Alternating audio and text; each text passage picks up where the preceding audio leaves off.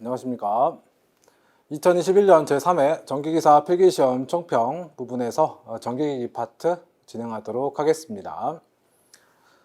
자, 전기기기는 최근에 문제 출제되는 형태가요, 어떤 다른 과목들에 비해서 조금 난이도가 많이 올라갔다라고 볼 수 있습니다.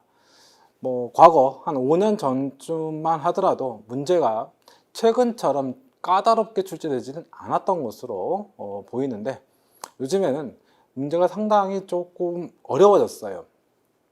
일단 가장 큰 특성이 전력전자 파트 부분의 문제가 이제 좀 많이 출제가 되고 있다. 그걸 우리 이제 교재에서는 특수기기 또는 다른 교재 쪽에서는 이제 교류정류자기 이런 형태로 일컬어지는 부분에 속하는 문제가 되겠네요. 그래서 전력전자 파트가 들어온다든지 또는 특수기기로서 실제 현장에선 사용합니다만은 우리가 공부하기에는 좀 벅찬, 왜냐하면 현장에 쓰는 기기다 보니까 최근에 만들어진 기기다 보니 여러 가지 특성을 또 여러 가지 어떤 각각의 기기들의 장점을 모아서 만든 형태다 보니까 공부하기가 사실 쉽지가 않은 거죠.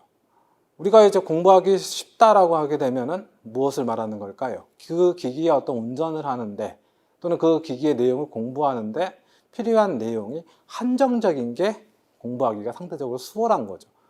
그런데 여러 가지가 섞여 있다라고 하는 건 그 한정적인 각각의 파트에서 장점을 모았으니까 각각의 그 모은 가지에 해당한 몇 가지를 모았느냐에 따라서 그걸 다 알아야 그 기기를 알 수가 있는 거죠. 또는 특성을 알 수 있는 거죠. 그렇다 보니 그런 형태의 문제가 좀 많이 출제가 되는 편이에요. 근데 다행히도 이번 시험에서는 그와 같은 형태는 많이 또는 그와 같은 형태의 문제는 사실 크게 보이진 않는 게 이번 3회차 시험의 특성이 되겠습니다. 그런데 우리가 이제 전기기기 과목 마찬가지로 어떤 중요도, 우리가 이제 자주 출제가 됐던 거, 많이 출제가 됐던 걸 중요도 상으로 놓고 새로 출제됐거나 기존에 출제가 되긴 했었는데 한 5년 또는 10년에 한 번씩 출제가 되거나 또는 출제가 되긴 하는데 우리가 단시간에 그 문제를 풀기 위한 어떤 노력을 엄청 많이 해야 되는, 그러니까 조금 하기 싫은 패턴의 문제를 하루 이렇게 이제 구분을 해서 한번 나눠보게 되면 이렇게 표현이 되게 됩니다. 그랬을 때 상에 해당하는 문제가 대략 한 9문제.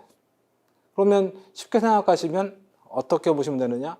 기출문제지만 달달달 넘기다가 이제 문제다 외웠다? 그랬을 때 대략 한 9문제 정도는 정리할 수 있다는 얘기죠. 내용을 몰라도 워낙 자주 나오는 유형이고 기본적인 내용이 많다 보니까. 그런데 지금 하에 해당하는 건 사실상 건드리기 좀 어렵죠. 또 내용으로 파고 들어가기도 힘들고요. 중에 해당하는 것도 상대적으로 지금 몇 문제라든지 한 7문제 정도 출제가 좀 됐다라고 볼 수 있는 거죠. 그러니까 이 중이나 하에 해당하는 문제를 합쳐서 11문제 정도 출제됐다라고 하게 되면 사실 그렇게 쉬운 문제라고 보기는, 또는 쉬운 어떤 회차의 전기기기 과목이라고 보기는 좀 어렵습니다. 그러면 제가 봤을 때 이 전기기기 이번 시험에서는 대략 몇 점 정도가 좀 좋지 않았을까 싶냐면 한 12문제 정도 맞춰주는 60점 정도. 좀 공부를 조금 더 하신 분들은 전 회차에 비해서는 좀 상대적으로 쉬워진 건 맞거든요. 한 14개 정도, 한 70점 정도. 그 정도 점수를 맞으시는 게 60에서 70점, 즉 12개에서 14개 정도 맞춰주시는 게 가장 효율적인 공부 패턴이 아니겠느냐, 그렇게 생각을 합니다. 이건 사실 저는 전기기기가 고득점 맞기는 어렵다라고 생각하는 사람 중에 한 사람이거든요. 왜냐, 현실을 이제 여러분께 말씀을 드리는 거니까요. 우리는 조금 공부하고 점수를 많이 받아서 합격을 하는 게 주목적이 되다 보니. 그래서 문제의 어떤 형태는 이렇게 된다. 그래서 51번, 44번, 52번, 47번 문제 같은 경우는 과감하게 빼주시는 것도 하나의 방법이 되지 않을까, 그렇게 생각이 되고요. 그 다음에 각 챕터별로 어떤 문제 출제되는 비중을 좀 보게 되면요, 일반적으로 출제되는 패턴은 크게 벗어나진 않았습니다. 직류기가 보통 이제 한 3문제 정도 출제가 되고 동기기가 한 4문제 정도 출제되는 게 일반적인 패턴인데 이것만 살짝 바뀌었고요. 변압기, 유도기 쪽이 주가 돼서 많이 출제가 지금 돼 있는 상황이다. 그렇게 여러분들이 봐주시면 되지 않을까 싶어요. 특히나 이제 변압기나 유도기 같은 경우는 필기시험에서도 중요합니다만 실기시험에도 직접적인 영향을 미치게 되고요. 그 다음에 변압기 같은 경우는 전력공학에도 그대로 적용이 되게 됩니다. 물론 변압기 자체적인 어떤 계산 문제라든지 뭐 기본적인 뭐 건수비라든지 그것만 어떤 별개적으로 출제되는 형태는 아니에요. 전력공학 파트에서는. 근데 이제 변압기가 어떤 기본 특성, 결선이라든지 이런 건 다 전력공학하고 또 특수변압기, 단권변압기나 삼권선 변압기 다 연계가 되는 거니까 여러분들이 당연히 신경 써서 정리를 해주셔야 될 부분이 되겠네요. 변압기하고 유도기는. 특히 유도기는 또 우리가 자격증 취득한 후에 현장에 취업을 했을 때 많이 다루게 되고 접하게 되는 어떤 기기가 되니까요. 좀 여러분들 신경 좀 많이 써주셔야 되겠다. 중요도도 높고, 그쵸? 그 다음에 이제 직류기 같은 경우는 이제 문제가 접근하기가 상대적으로 좀 수월하죠. 좀 쉽다라고 볼 수가 있는 부분이고요. 그다음 동기기도 상중하 고르게 한 문제씩 출제가 되어 있습니다. 상이랑 중 정도는 어떻게 해보려고 노력해 주셨으면 좋지 않았을까라고 생각이 되고, 앞서 말씀드린 대로 대략 한 12개에서 14개 정도, 60점에서 70점 정도를 맞춰주시면 좋은 시험이었다. 그렇게 말씀드릴 수 있겠습니다.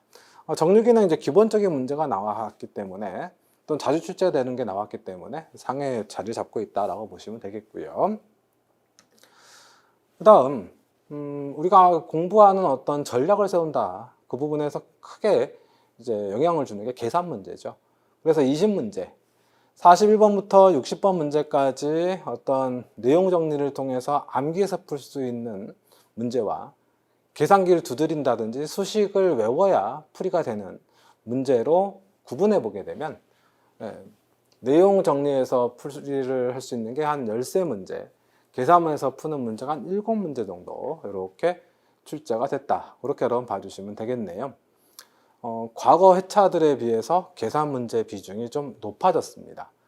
전기 기기 같은 경우는 계산 문제가 적게 나오면 3문제, 많이 나오면 7문제까지 출제가 된다라고 볼 수 있는데 7문제가 나온 거죠. 그럼 계산 문제가 3문제가 아니라 7문제가 나오게 되면 이번 회차는 쉬울 것이냐 어려울 것이냐. 상대적으로요, 계산 문제가 많이 나오게 되면요, 그 시험의 전기기기는 조금 쉽다, 이런 어떤 의견들이 많이 나오게 됩니다. 계산 문제라고 해서 무조건 어려운 것만 나오는 건 아니거든요. 그런데 지금 이번 회차에서 우리가 이제 유심히 좀 봐주셨으면 좋겠다 싶은 게 52번 문제 같은 경우는 필기시험에서는 똑같은 문제가 비슷한 유형의 형태는 사실 없다라고 봐주시면 어떨까 싶어요. 최근에 출제된 형태를 보게 되면요. 어디에 이제 그 문제가 있냐면 실기시험 기출문제에 있어요. 그래서 실기 유형이다라고 지금 기재가 돼 있죠. 그러니까 실기시험 문제가 한 번씩 이렇게 필기시험에 한 번씩 이렇게 들어옵니다. 그러면 실기시험 때 정리를 한다. 그러면 아무래도 계산 과정이 좀 길어지겠죠. 그러니까 우리가 전기기기 문제를 시험장에서 푼다라고 했을 때 52번 문제 같은 경우는 어떻게 해요? 과감하게 빼고 가셨어야 될 문제가 되겠습니다. 왜냐하면 이 문제 하나 푸는데 제가 풀이하는데도 조금 시간이 걸리더라고요. 그죠? 우리가 통상 2시간 반이라는 어떤 시험 시간 동안 100문제를 풀어야 되고 그 2시간 반 안에 문제 풀이뿐만 아니라 답안의 작성까지 해줘야 되는 상황이기 때문에 한 문제 푸는데 1분 30초 이상이 걸리면 안 돼요. 시간상으로 보게 되면. 물론 시험 문제는 딱 보자마자 1초 만에 답이 나오는 경우도 있겠습니다만은 어떤 우리가 평균적인 형태로 데이터가 내게 되면은, 그래서 이런 문제 같은 경우는 조금 어려웠다.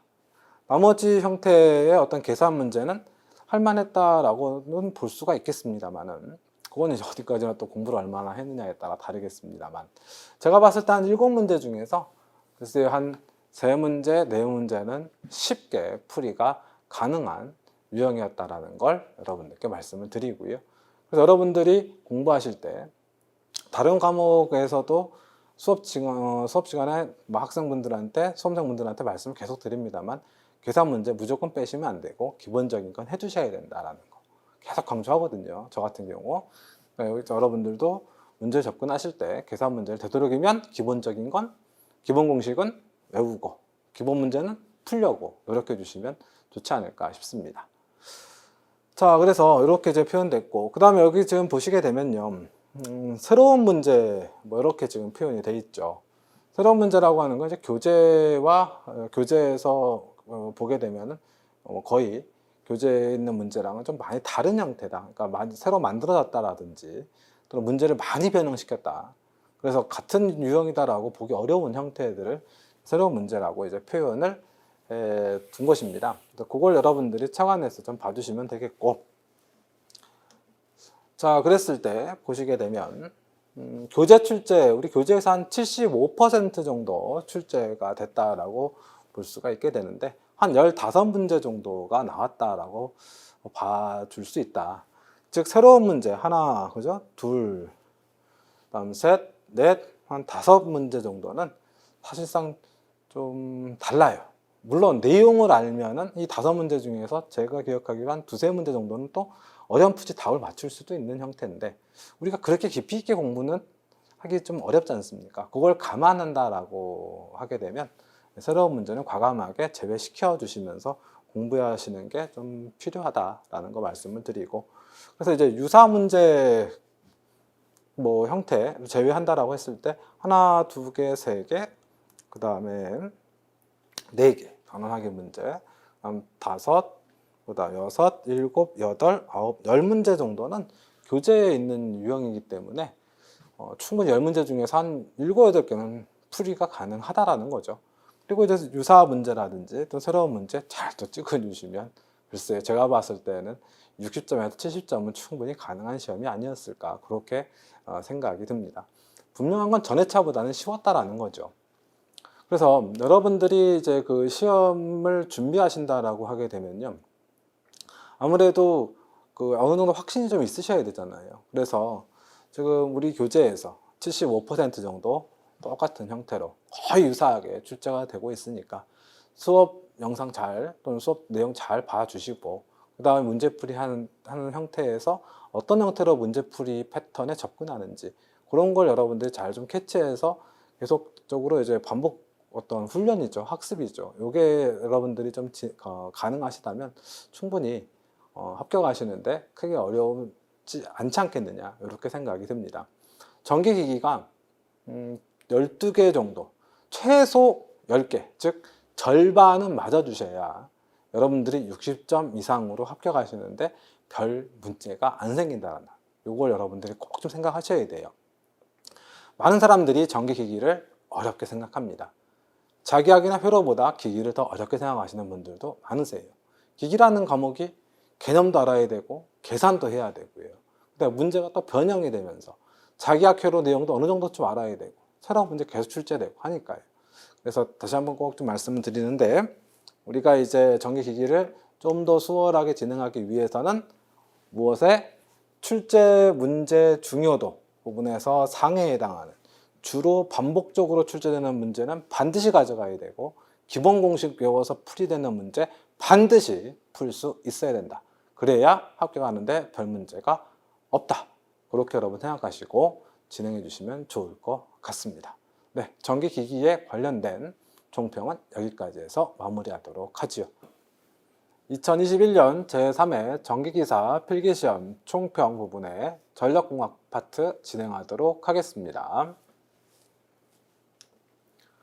자, 전력공학입니다. 전력공학은 우리가 이제 시험 과목 순서대로 한번 언급을 해보자면 전기자기학, 그 다음에 전력공학, 그리고 전기기기, 회로이론 및 제어공학, 전기설비 기술기준 및 판단기준, 이 5과목 중에서 어떻게 보면은 공부를 맨 나중에, 또는 이제 전기설비 기술기준 및 판단기준의 바로 전 단계에서 이제 공부를 해야 되는, 어떻게 보면 전기 전체적으로 아우르고 어떤 상황을 또는 전반적인 내용을 정리하는 또는 정립하는 과목이 전력공학이라 볼 수가 있습니다. 그런데 이 전력공학이 그러면 아무래도 자기학이나 회로나 전기기기를 뭐 알고 있어야 풀이가 가능한 또는 공부를 할 수 있는 과목이라고 설정할 수가 있게 되는데, 생각할 수가 있게 되는데, 사실 우리가 전기를 깊이 있게 공부하는 게 목적이 아니고 전기 자격증을 취득하는 게 목적이다. 그러면 필기시험 60점 이상만 맞추자라고 했을 때 모든 과목을 다 고르게 12개씩 맞기는 사실상 어렵습니다. 그래서 어떤 과목은 8개만 넘기고 어떤 과목은 그 8개만 넘기는 과목, 꽈락만 피한 과목에 부족한 점수를 채워주는 과목이 있을 수도 있는 것이죠. 그 부족한 점수를 채워주는 역할을 하는 과목이 최근엔 전력공학이다라고 볼 수가 있습니다. 자기학이나 회로, 기기, 그 다음 전기설비, 기술기준 및 판단기준은 이 4과목은요. 상황에 따라 문제가 굉장히 어렵게 나올 때도 있고요. 또는 전기설비, 기술기준 및 판단기준은 아예 지금 법령이 바뀐 지 얼마 되지 않았기 때문에 사실 새로운 문제가 계속 지금 나오고 있는 추세고요. 그다음 전기기기 같은 경우도 문제가 변형된다든지 또는 전력전자 문제가 들어온다든지 해서 사실 그 점수를 고르게 또는 고득점을 맞기가 사실 어렵다라는 거죠. 그런데 이 전력공학은 크게 변화가 없어요. 최근에 한 2, 3년 또는 길게 가면 한 5년 정도를 쭉 훑어봐도 극히 어렵게 나온 시험은 사실상 없었다. 다 고만고만한 형태로 잔잔한 파도 치는 정도로 난이도가 변했다. 그렇게 여러분들이 생각해 주시면 좋을 것 같습니다. 이번 시험 역시나 마찬가지입니다. 그래서 이번 시험, 3회 시험에 해당하는 문제를 한번 분석을 해 보았습니다. 지금 보시게 되면 각 챕터별로 이제 나열을 진행을 했습니다. 이 챕터는 우리가 진행하는 이제 교재 챕터가 되겠다라고 봐주시면 되겠고요. 그랬을 때 출제 문제의 형태를 중요도로 구분했습니다. 상중하. 여기서 상이라고 하는 게 난이도가 높다라는 의미의 상이 아니고 중요도가 높다라고 봐주시면 되겠네요. 그럼 중요도가 높다라는 부분의 문제를 쭉 나열을 해보니까 대략 몇 문제 정도가 들어가느냐. 그러니까 지금 대략만 봐도 한 12문제 정도가 상에 지금 포함되고 있다라고 볼 수가 있는 것이죠. 그러니까 중요도가 높다란 얘기예요.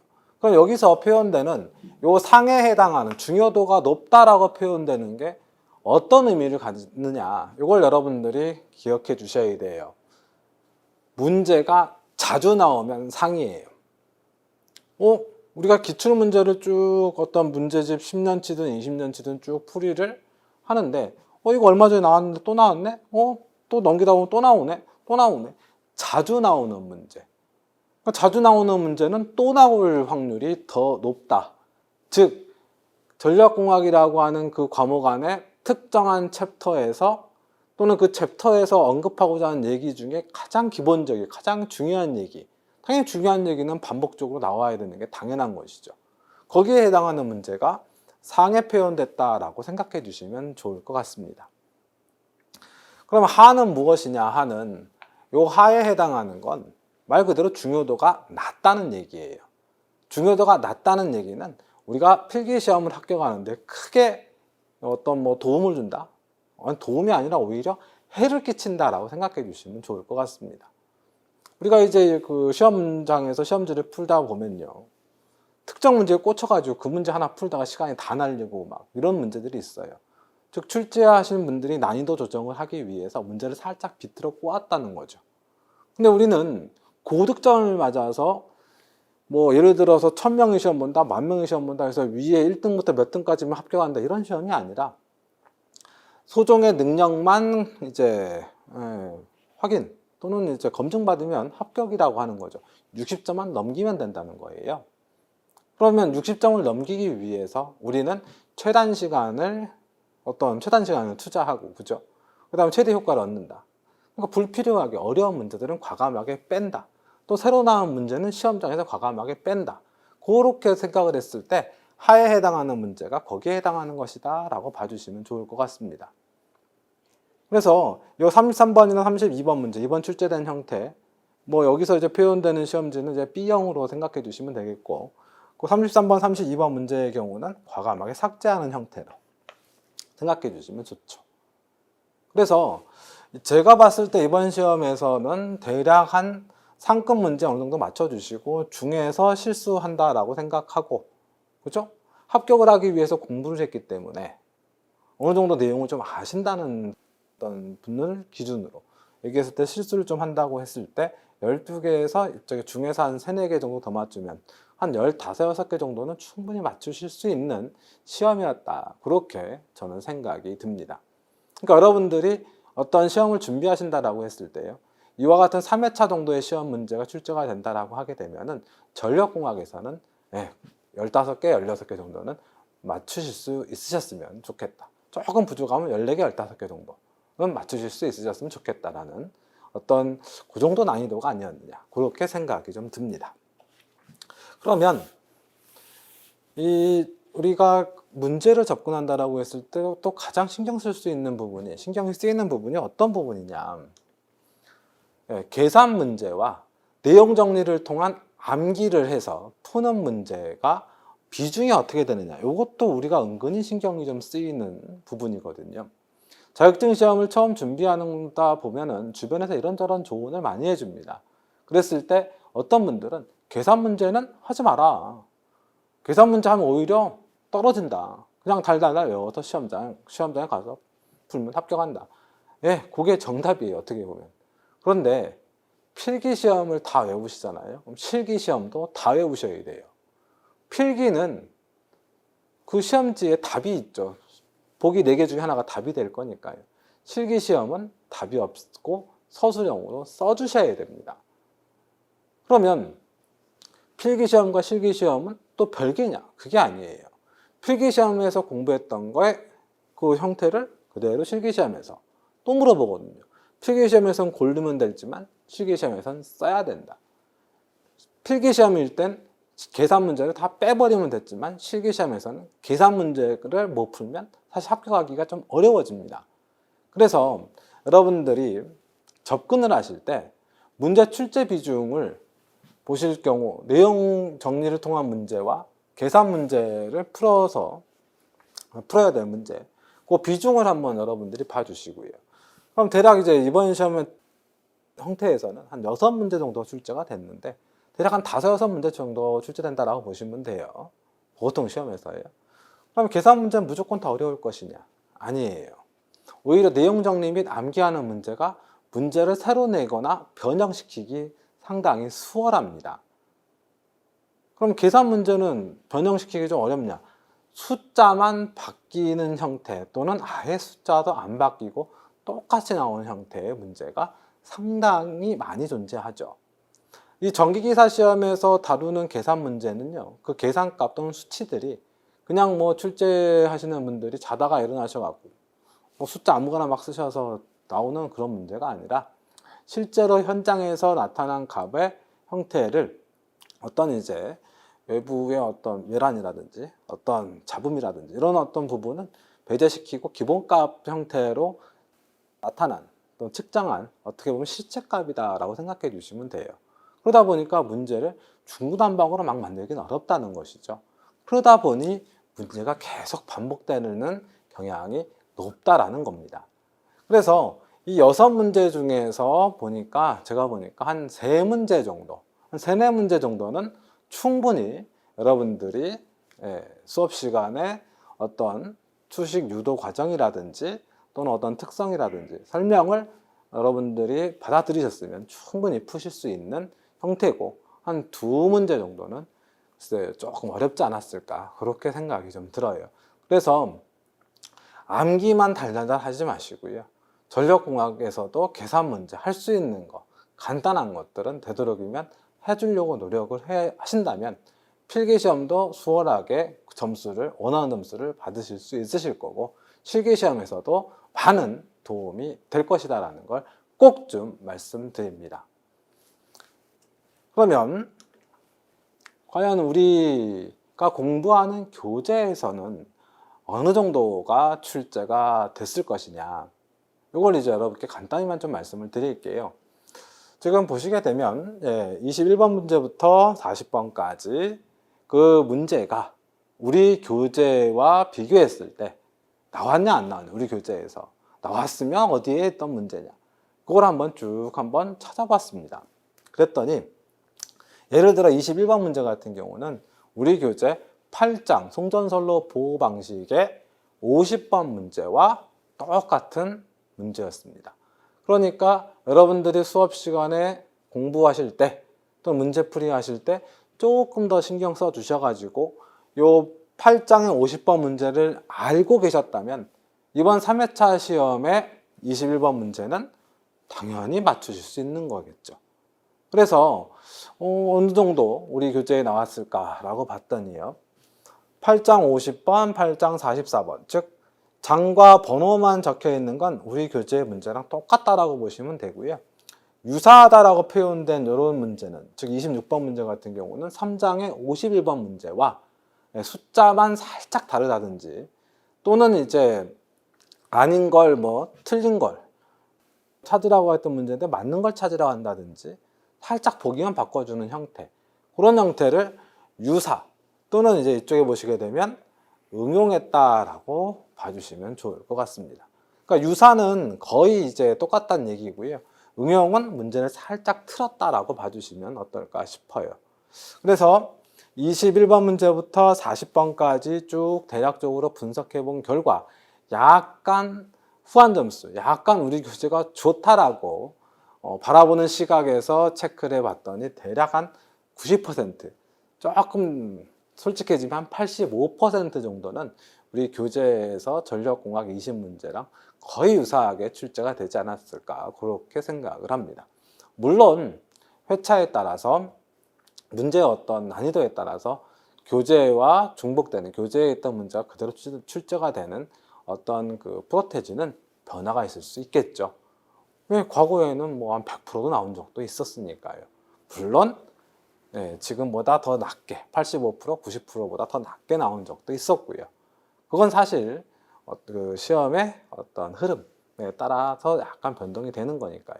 근데 중요한 건 분명히 우리가 진행하는 형태에서 열심히 해주신다, 열심히 한다라고 하게 되면 합격하시는데 필요한 점수, 여러분 나름대로 다 있으시죠? 제가 봤을 때는 한 15개, 100점 만점으로 한 75점 전후의 점수는 충분히 받으실 수 있는 형태다라는 거 꼭 좀 말씀을 드리겠습니다. 그래서 전력공학 총평을 이제 어떤 결론을 말씀을 좀 드려보자면 이번 3회차 시험은 전력공학 할만했다.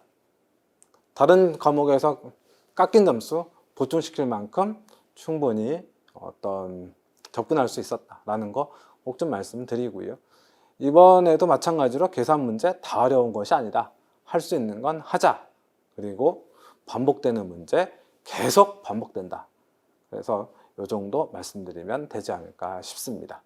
네, 전력공학에 관련된 총평 마무리하도록 하겠습니다. 2021년 제3회 전기기사 필기시험 총평, 전기설비 기술기준 및 판단기준 부분 진행하도록 하겠습니다.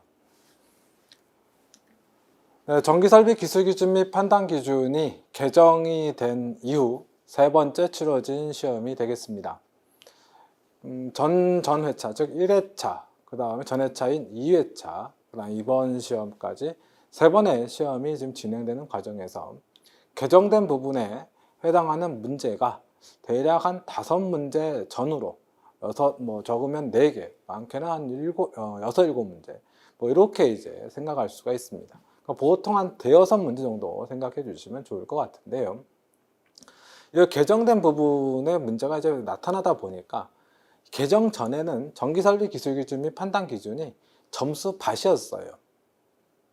합격하기 위해서 전기설비 기술기준 및 판단기준 달달달 외워가지고 17개, 18개, 심지어 19개 이렇게 맞춰가지고 합격하시는 분들이 상당히 많으셨습니다. 그런데 올해 진행되면서 올해 이제 법령이 개정된 상태에서 진행하다 보니까 상대적으로 문제가 상당히 좀 까다로워졌다. 왜죠? 법령, 즉 규정이라고 하는 건 알면 맞추는 거고 모르면 틀리는 거예요. 찍어서 운 좋으면 맞는 건데 그게 찍어서 운 좋게 맞는 게 쉽지가 않다라는 거죠. 그러다 보니 요 전기설비 기술기준 및 판단기준을 우리가 어느 정도는 좀 출제되는 형태를 분석하고 시험을 준비하는 게 필요하다라는 거 여러분들께 꼭 좀 말씀을 드립니다. 그래서 이번 시험도 고득점은 사실 좀 어려웠다라는 걸 말씀드리면서 81번 문제에서 100번까지, 즉 20문제에 출제되는 형태를 이제 한번 분류를 해봤습니다.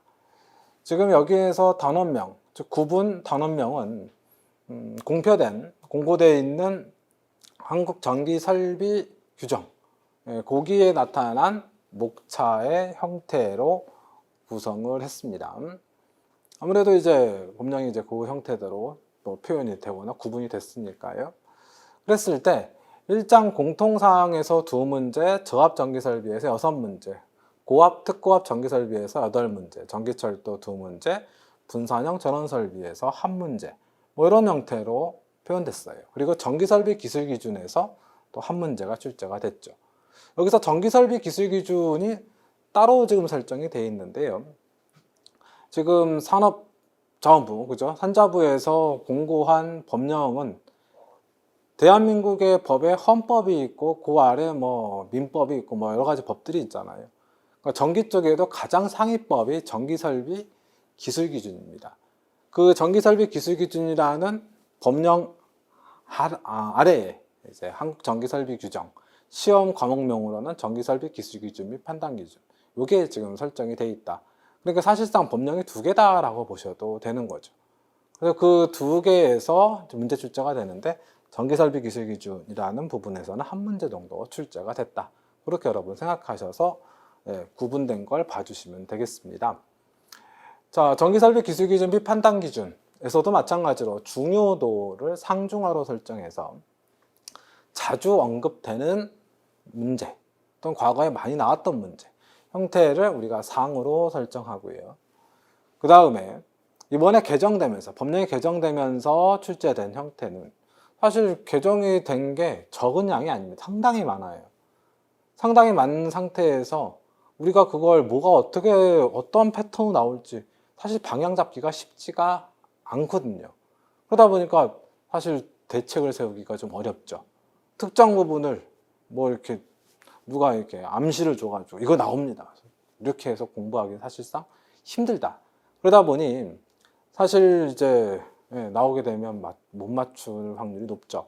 그 부분들은 이제 하 또는 이제 개정된 형태는 아닌데 이제 그 개정되지 않은 부분에 대한 내용입니다만 평상시에 출제가 안 됐던 형태.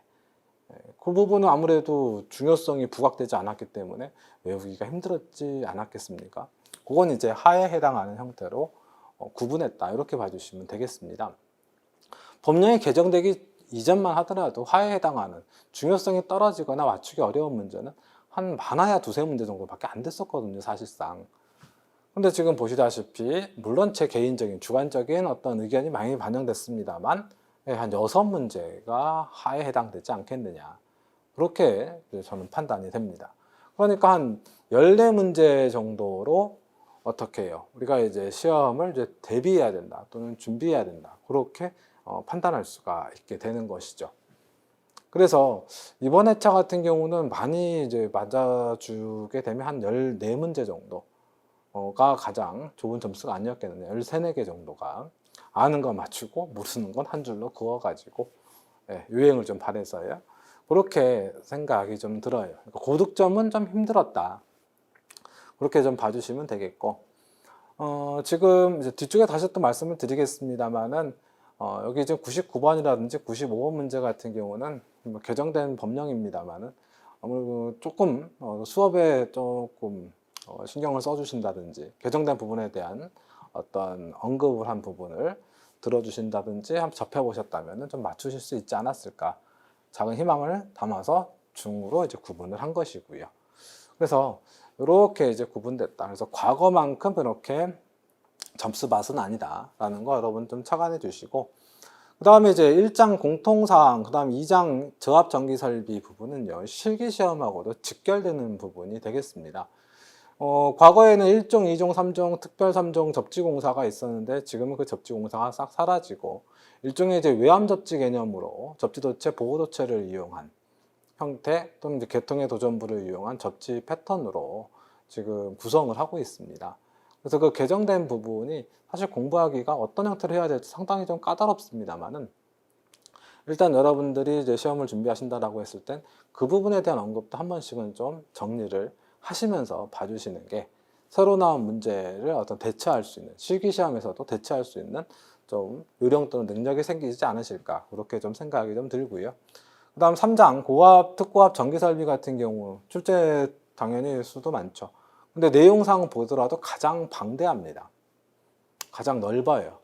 물론 이제 우리가 쉽게 접할 수 있는 어떤 시설물은 아니죠. 우리가 쉽게 접할 수 있는 건 가정이나 우리가 다루게 되는 어떤 기계기구 설비 정도인데, 그러면 대부분이 다 저압 설비입니다만, 근데 이제 우리가 자격증을 취득하고 전기 쪽에 근무한다라고 했을 땐 어떻게 해요? 이제 고압이나 특고압 설비도 다룰 수 있는 것이죠. 또 고압이나 특고압 설비니까 전압이 그만큼 레인지, 즉 범위가 넓지 않습니까? 그러다 보니 다뤄지는 내용이 엄청나게 방대합니다. 그래서 고압 및 특고압 전기설비 쪽을 여러분들이 아무래도 준비를 좀 더 착실히 해주시고, 다행스럽게도 고압 및 특고압 전기설비 쪽은 그렇게 법령이 뭐 크게 개정된 부분은 없습니다. 그러니까 이제 과거에 출제됐던 유형의 문제들을 반복적으로 봐주시는 것도 하나의 요령이 되겠고요. 네, 그런 형태로 좀 진행해 주시면 좋겠고, 저압 전기 설비도 글쎄요, 저압 전기 설비가 만약에 양이 100이라고 하게 되면 한 50 정도는 변하지 않았다, 한 50 정도가 바뀌었다. 뭐 공통사항 같은 경우는 글쎄 거기도 마찬가지로 한 50 정도가 바뀌었고 50 정도는 바뀌지 않았다. 그렇게 이제 여러분 생각해 주시면 좋을 것 같습니다. 그래서 그 접근하실 때 자주 출제되는 유형, 요건 뭐 법령 안 바뀐 부분에 어떤 문제들 중에서 자주 나오는 유형들을 조금 유심히 좀 봐주시고, 그래서 실제 그 필기시험 또는 자격증을 합격하신 분들의 어떤 수강 후기, 합격 후기를 이렇게 보게 되면요, 나는 KEC, 즉 개정된 법령은 다 그냥 제끼고 쭉 고려하지 않고 기존에 출제됐던 거 집중적으로 공부했다는 분들이 상당히 많이 계시거든요. 그래서 미리 겁먹지 마시고요. 미리 이거 개정된 부분 어떻게 해야 되느냐 생각하지 마시고, 어차피 이건 60점만 넘기면 된다라는 어떤 생각을 가지시면서 정리해 주시게 되면 좋지 않을까 싶습니다. 그랬을 때 이제 그 우리 교재에서 어느 정도가 좀 출제가 됐는지를 좀 보게 되면요, 81번 문제부터 100번 문제까지 이제 보게 되면은 사실 이제 기존 교재 목차 부분은 이제 여기서 언급하기 조금 애매해서 페이지로 지금 표현을 좀 했어요. 그래서 92페이지 53번 또 144페이지 95번의 문제들이 81번, 82번 문제와 똑같은 형태다. 그렇게 여러분들이 보시게 된다면 대략 우리 이제 이런 패턴으로 쭉 이제 표현이 된 거다 이거죠. 그래서 또 새로운 문제가 하나, 둘, 셋, 넷, 뭐 다섯, 여섯, 일곱, 여덟 문제가 새로운 문제가 아니겠느냐. 즉 개정된 법령에 관련된 문제, 그리고 기존에 출제되지 않았던 문제, 얘네들이 이제 한 8문제, 거의 뭐 40%에 육박하고 있습니다. 그래서 얘네들을 제외하고서는 거의 유사한 문제라든지 기존에 출제됐던 형태는 우리 교재와 거의 겹치고 있다, 그렇게 볼 수가 있어요. 그러니까 교재에서 지금 출제 어떤 비중이 낮아질 수밖에 없는 건 법령이 개정돼서다. 그러면 그 법령 개정된 부분은 앞서 말씀드린 대로 접근하기가 어려우니까 기존에 있던 내용들을 충분히 충실하게 익혀주고, 그 다음에 새로 나온 부분은 과감하게 찍어서 플러스 알파의 개념으로 접근해 주시는 게 좋은 방법이 아니겠느냐, 그렇게 생각이 좀 듭니다. 자, 그래서 그 개정된 규정이 반영된 문제가 물론 바라보는 시각에 따라 좀 다르긴 하겠습니다만 6문제가 개정된 규정으로 설정이 되어 있고요. 그 개정된 규정으로 설정된 문제가 이렇게 지금 표현된다라고 했을 때 우리가 개정이 되면서 그 개정된 부분을 어떻게 준비해야 될지, 그래서 이제 수업 어떤 자료 또는 이제 수업을 진행한 부분에서 여러분들이 좀 공부를 좀 하셨다면 한 두세 문제, 많게 잡으면 세 문제, 적게 잡으면 한 두 문제 정도는 그래도 좀 풀이가 가능하지 않았겠느냐, 그렇게 생각이 들고요. 그 다음에 이번 3회차 때 개정된 부분에서 출제된 문제는요, 앞서 1회나 2회차 때에 비해서 난이도가 좀 높습니다. 그러니까 여기서 나올까? 라고 생각했던 부분들에서 문제 출제가 됐다는 거죠. 그러니까 1회, 2회 때는 개정이 됐으니까 문제가 좀 쉽게 나오겠지, 그럼 이 정도 문제가 나올 거야. 그래서 거기에 대한 언급한 부분들에서 뭐 출제된 부분의 문제 중에 한 50%가 그런 형태에서 출제가 돼서 개정된 부분도 크게 어렵진 않았습니다만 이번 3회차 부분에서는 개정된 부분의 문제가 상당히 좀 까다로웠다. 그렇게 판단할 수가 있겠네요. 그러니까 여러분들이 이 어떤 거 앞으로 시험을 준비하신다라고 했을 때 이 3회차 시험을 여러분들이 조금 충분히 분석을 좀 해주시는 게 준비하실 때 좀 도움이 되시지 않을까. 1회, 2회는 상대적으로 좀 쉬웠기 때문에 3회보다는요. 그러면 우리는 아무래도 어려운 시험을 놓고 좀 분석을 하시고 준비하는 방향을 잡는 게 좀 더 유리하겠죠. 좀 더 좋겠죠. 그래서 앞서 말씀드린 대로 새로 규정 바뀐 부분이 너무 부담된다 싶으면 과감하게 빼버리시고 기존 법령 가지고 진행해 주시는 것도 하나의 방법이고요. 그 다음에 개정된 부분에 관련된 수업을 여러분들이 한 번씩 들어주시고 거기에서 관련된 기본적인 어떤 느낌상 딱 봤을 때 이거 정도는 나올 수도 있을 것 같은데 뭐 그런 건 좀 체크해 가지고 좀 외워서 시험장에 가시게 되면 좀 시험 보시는데 좀 도움이 되시지 않을까 싶습니다. 다시 한번 여러분들께 강조하면서 말씀드립니다. 과거의 어떤 법령이 개정되기 이전처럼 고득점을 맞을 수 있는 과목은 이제 아니다. 그래서 현실을 빨리 받아들여야 된다. 그래서 고득점은 힘들지만 합격하는데 문제가 될 정도로 공부가 안 되면 또 안 되거든요. 그래서 한 60점에서 70점 선 정도를 목표로 잡으시고 공부를 해주셨으면 좋겠고, 이 전기설비 기술 기준 및 판단 기준, 정확한 법령 이름으로는 한국전기설비 규정, 요 과목 여기 실기 시험에도 반드시 깊이 연관이 되어 있으니까 여러분들이 어느 정도는 꼭 정리를 하셔야 된다는 거 잊지 않아 주셨으면 좋겠습니다. 그래서 목차별로 진행하는 형태도 한 번씩 생각해 주시고요. 그래서 이제 뭐 전기철도라든지요, 분산형 전원 설비 같은 경우는 문제 출제 비중이 그다지 많지가 않기 때문에 그 문제 출제 비중이 높지 않다? 그럼 어떻게 하는 게 좋겠느냐? 이런 것도 한번 생각해 주시면서 한번 정리해 주셨으면 좋겠습니다. 네, 전기설비 기술 기준 및 판단 기준에 관련된 총평은 여기까지 진행을 하도록 하겠습니다. 네, 수고 많으셨습니다.